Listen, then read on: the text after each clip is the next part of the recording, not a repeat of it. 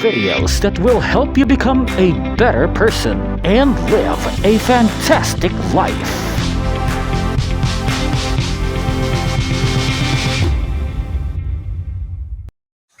Again, our one big powerful message is this: trust His generosity. Paki-high five nga 7 tao, pakisabi sa kanya, trust God's generosity. I-remind mo siya that God is a generous God. Yan ang ating pinag-uusapan sa Talk 4 ng ating series, Plenty. Trust God's generosity.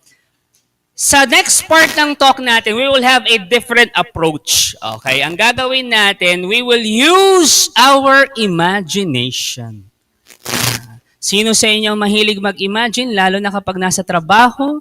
Wala nang ginawa kundi mag-imagine.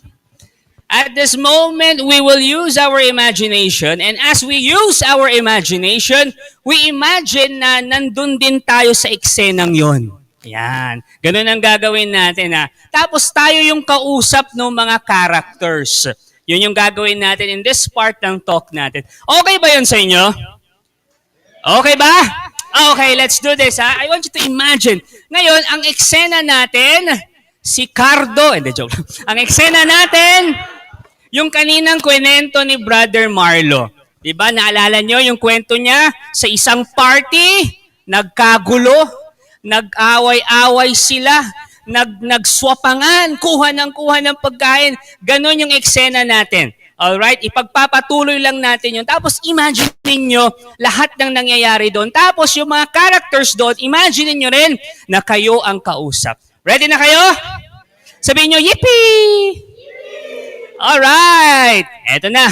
Nung nagsimula na out of control yung party, gusto ko imagine niyo na may chaos, may kaguluhan doon sa party na yon. Nung nagsimula ng magkaroon ng kaguluhan, tapos out of control na, may dumating. Lumabas na yung cook, lumabas na yung waiter, lumabas na rin yung host ng party, yung may-ari ng bahay. So yun yung 3 characters.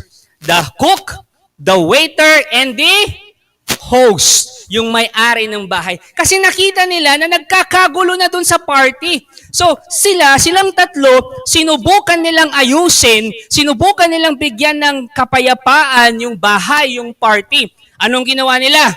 Umikot sila sa buong party or sa buong bahay. Kinausap ang bawat bisita. Yung mga bisitang yun, ang gugulo pa rin, nag-aaway-away pa rin, nag-aagawan pa rin ng pagkain. And bawat isa sa kanila, doon sa cook, doon sa waiter, at doon sa host, sa may-ari ng bahay, meron silang message para sa mga bisita.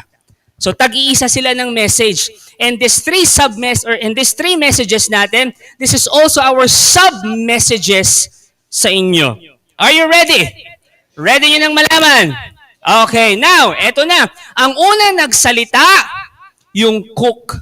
Ang sabi niya, there's enough for everyone. Pakitapik yung katabi mo, sabi mo, there's enough for everyone. That is our first sub-message. There is enough for everyone. Bakit nagkakagulo? Kasi feeling nila mauubusan sila ng pagkain. Bakit nagkakagawa ng pagkain? Kasi feeling nila mauubusan sila ng pagkain. So yung chef, yung cook, sumigaw, sabi niya, hindi nyo na kailangan mag-agawan. Hindi nyo na kailangan mag-away. Hindi nyo na kailangan mag-hoard ng pagkain. Overflowing ang pagkain sa buong bahay. Lahat makakakuha. There is enough for everyone. Sabi yan nung chef. Pero yung mga bisita, dahil nga nagkakagulo na, hindi nila narinig. Bakit? Sobra na kasing ingay. Sobrang ingay na sa loob bahay, ang dami nang nagsisigawan, ang dami nang nag-aaway, ang dami nang nagmumurahan, ang dami nang nag-aagawan. Tapos yung sigaw nila, yung parang sigaw ng pagkadesperado, na para bang mauubusan sila, tapos nadagdakan pa ng takot. Relate ka rin ba? Yung tipong feeling mo, mauubusan ka. Yung feeling mo, mauubusan ka ng pera. Yung feeling mo, mauubusan ka ng promotions. Yung feeling mo, mauubusan ka ng customer. Yung feeling mo, mauubusan ka ng kliyente. Yung feeling mo, mauubusan ka ng jowa. Pag gano'n ang feeling mo, unexpected yung nag-react ha, si Smarge ha. Oo, sa dami-dami ng mga magre-react, unexpected yung nag-react. So, sa dami-dami ng feeling mo mauubusan ka, anong gagawin mo? Makikipag-away ka. Makikipag-agawan ka. Feeling mo, yun na lang yung promotion. Sasabihin mo, hindi. Ang tamad nga magtrabaho niya, ba't i-promote ninyo? Aagawin mo yung promotion. Bakit? Feeling mo, nauubusan ka. Ano pa? Kliyente. Yung isa may kliyente. Ikaw wala. Sasabihin mo, uy, wag ka doon. Ay, naku, pangit yan. Ay, dito ka na lang sa akin. Aagawin mo. Bakit? Feeling mo, nauubusan ka ng kliyente. Feeling mo, nauubusan ka ng customer. Ano pa? Jowa. Siya na lang talaga yung feeling kong natitirang magandang lalaki sa mundong ito, mabait na lalaki. Kaso nakuha pa niya. So, anong gagawin mo? Dahil feeling mo nauubusan ka, aagawin mo. Nasusundan niyo ako? Pag yung feeling mo mauubusan ka, makikipag-agawan ka. Naalala ko yung kwento ng dalawang magkapatid, nag-aagawan ng Barbie. Hindi akin to. Sabi ng isa, hindi akin. Sabi, hindi akin to, akin to. Nag-aagawan sila. Nakita nung nanay. Ang sabi nung nanay, oy, dominador! Ibigay mo na kay Sandra yan. Hindi para sa'yo yan. Nag-agawan sila. Kasi feeling niya mauubusan sila. Eto po minsan, yung mga bagay, baka hindi talaga para sa inyo. Pero, hindi ibig sabihin na wala ka. Tulad ni Dominador, hindi talaga para sa kanya yung Barbie. Pero, meron din siyang laruan. Yan, si Wonder Woman. Susundan niyo ako? Akala niyo, wala na, ubos na. Pero today, God is telling you, there is enough for everyone. Yung feeling mo na lacking sa'yo, na feeling mo wala sa'yo, ay hindi. Meron pang para sa'yo. Pakitapik nga yung katabi mo, tingnan mo siya sa mata, sabihin yung, meron para sa'yo. Merong para sa'yo. The first message, yung first message natin na there's enough for everyone, enough promotions, enough clients, enough customers, enough jowa. There's enough for everyone. Hindi ka mauubusan. Naalala ko yung isang kwento, merong isang anthropologist nasa Africa. Tapos nung natapos na yung work niya doon sa tribe na yon, sabi niya, ay magpapakain ako. Magpapalaro ako. So ang ginawa niya, sa isang malaking basket, pinuno niya lahat ng mga fruits. So nilagyan niya ng mga prutas. Tapos sabi niya sa mga bata, mga kids, mga bata, ganitong gagawin natin na mag-play tayo, maglalaro tayo ng laro. So, sige po, ano po yung laro? Sabi ng mga bata. Etong gagawin natin. Nakikita niyo yung malaking basket doon? Na punong-puno ng mga prutas. Ang gagawin nyo, pupunta kayo doon, paunahan. Ang mauunang pumunta doon sa may basket, sa kanya lahat yon, yung prutas na nandoon. So yung mga bata, sige po, game, game, game, sabi nilang gano'n. And then, sabi nung anthropologist, pag sinabi kong go, tsaka pa lang kayo pupunta doon sa basket. So eto na, nag-ready na yung mga bata. So sabi ng anthropologist, ready, set, go! Pagka-go, alam niyo yung ginawa ng mga bata? Naghawak-hawak sila ng kamay. At sabay silang pumunta, tumakbo doon sa basket. At lahat sila sabay-sabay na nakarating sa basket. At lahat sila sabay-sabay na kumain ng mga prutas na nasa basket. So ngayon yung anthropologist nagtaka. Tinanong niya yung mga bata, bakit? Di ba paunahan? Dapat isa lang, yung mauna dapat doon sa basket.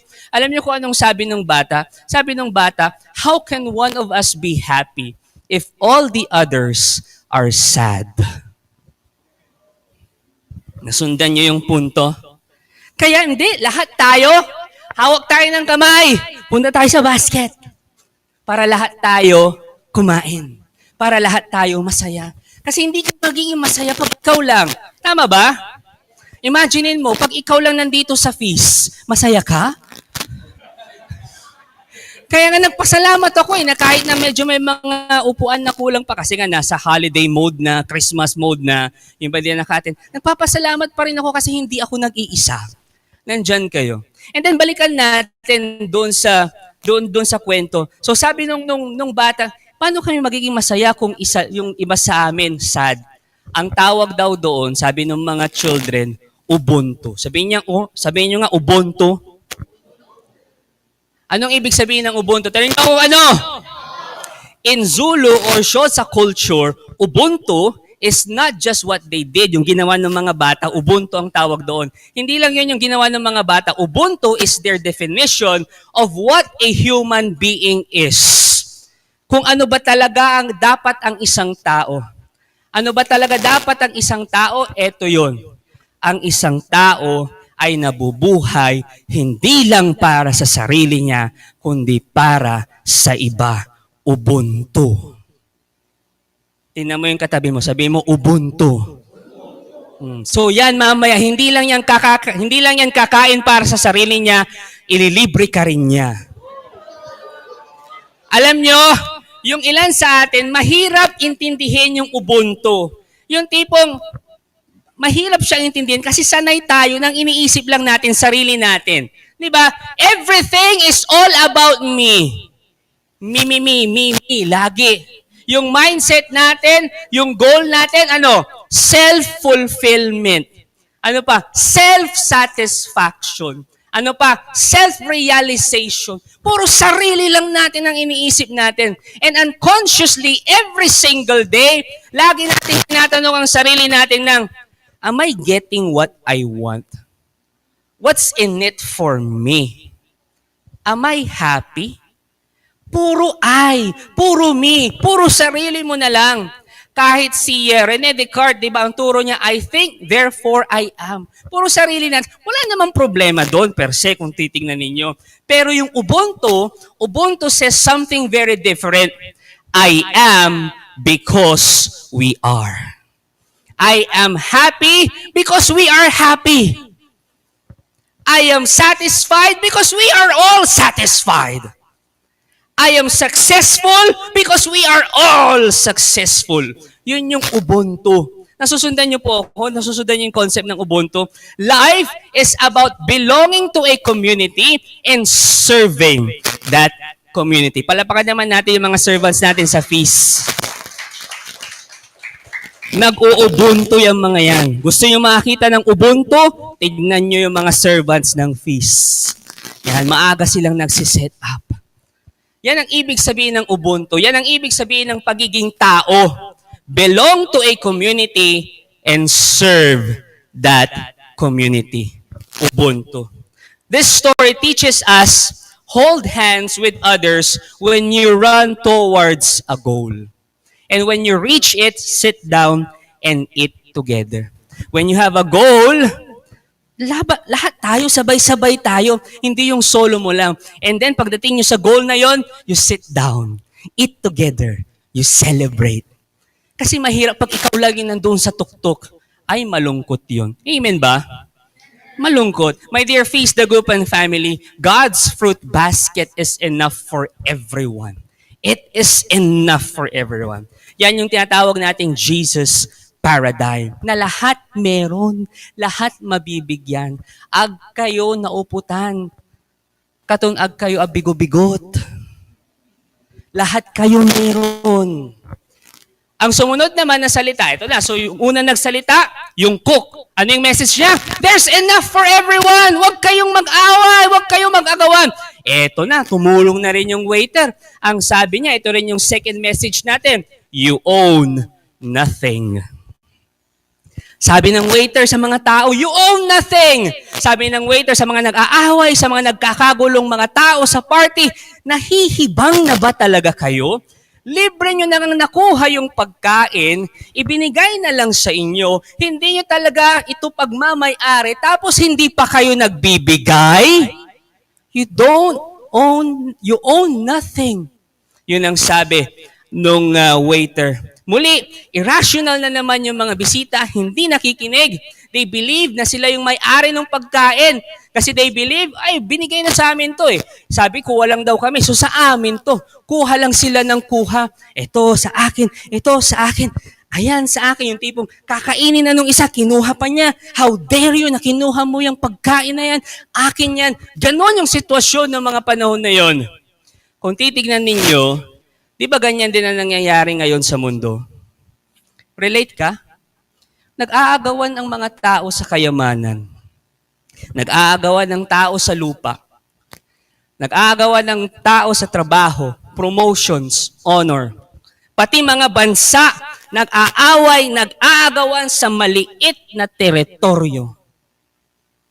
Naalala ko, speaking of bansa, katatapos lang nung Miss Universe. So, pakilala ng mga contestant. So, may contestant nagpakilala. Sabi ng unang contestant, gutom ako, gutom ka? Hungary. Sabi ng isa naman, okay, next contestant. Di ba ganyan? 70, 80, 9, Haiti. Kanya. Sumunod naman yung pangatlo. Sabi niya, hindi naman kausap, sabat ng sabat, Nepal.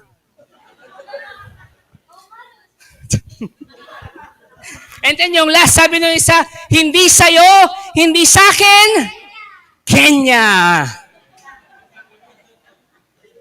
Hindi sa atin, hindi sa akin, hindi sa inyo yung mga bagay na meron sa inyo.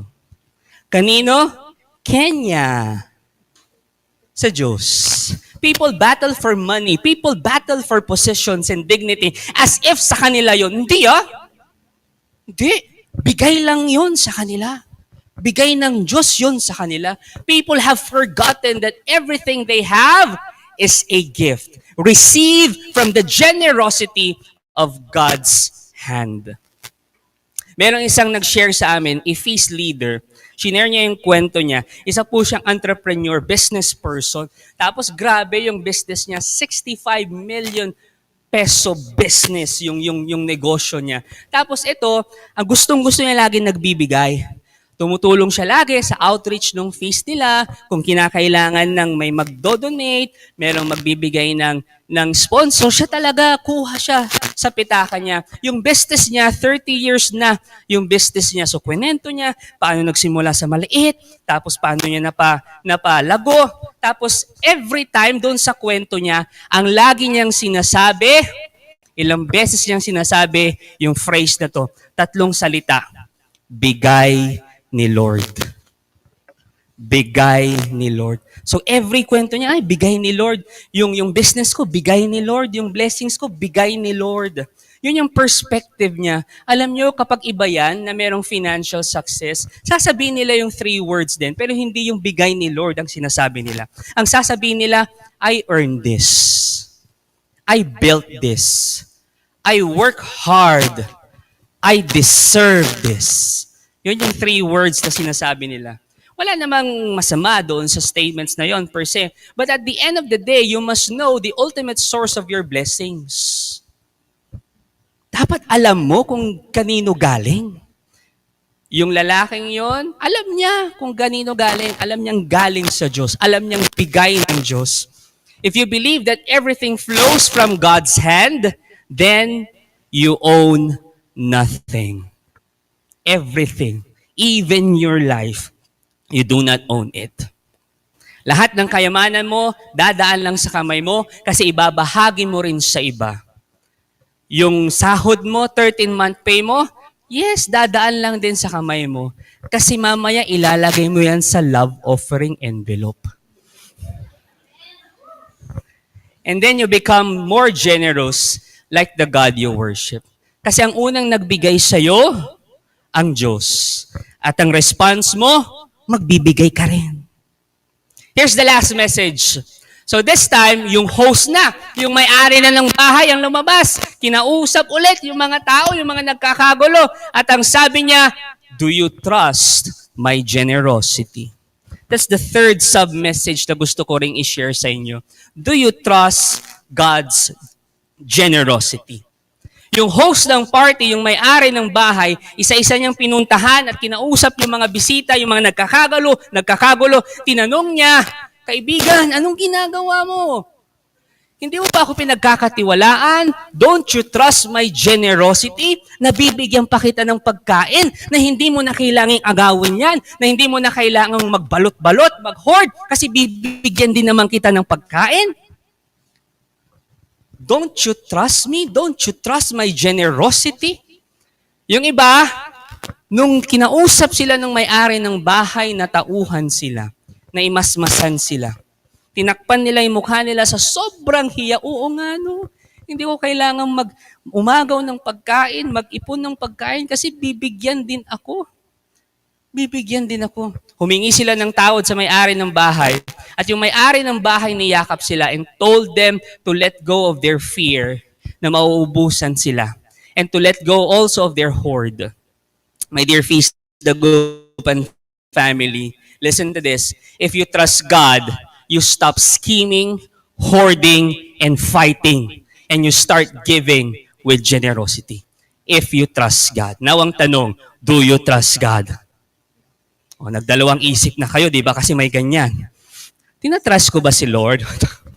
But again, if you trust God, that He is a very generous God, you stop scheming, you stop hoarding, you stop fighting, and you start giving with generosity. Balikan natin yung kwento ulit. May mga ilan pa rin na hindi natauhan nung kinausap sila ng may-ari ng bahay. Imbes na mahiya sila, ang ginawa nila, sinigawan pa yung may-ari ng bahay. Ang sabi nila, no! Hindi ako nagtitiwala sa'yo, nabibigyan mo ako. Hindi. Ano to? Every man for himself. The survival of the fittest. It's the law of the jungle. Eat or be eaten ang sistema dito. I will take matters into my own hands and trust myself alone. Yun yung sinasabi nung ilan pang mga bisita. Hindi na sila nagtiwala dun sa may-ari ng bahay. Nakakalungkot. Kasi may mga ganun pa rin. Mga kapatid, today, God is asking us, don't you trust me? Don't you trust my generosity? The choice is yours. May I invite everyone to please stand.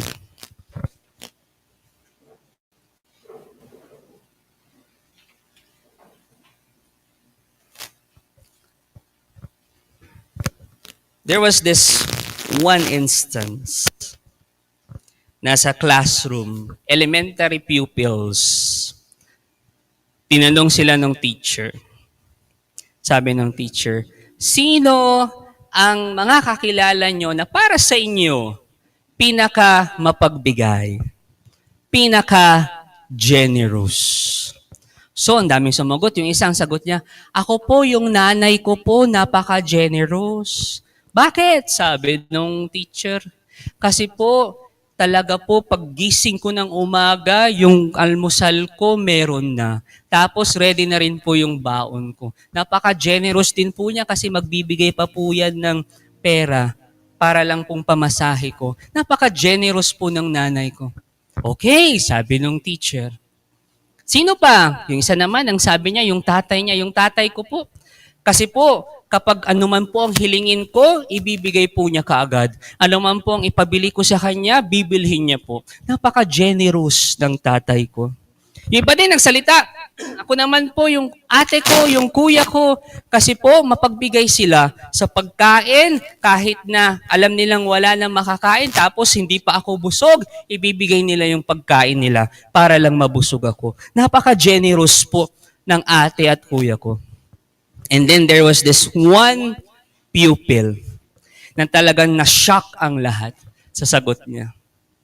And that pupil, ang sagot niya, o ikaw naman, sino para sa iyo ang pinaka-generous? Sino para sa iyo ang pinaka-mapagbigay?